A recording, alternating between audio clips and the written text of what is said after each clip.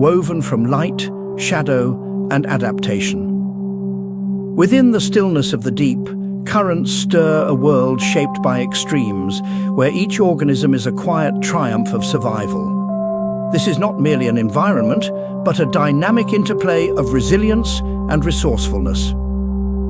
The life forms here are not passive inhabitants, but active participants in a delicate choreography, thriving where no one thought possible. Every glimpse reveals a complexity that challenges what we know about existence itself.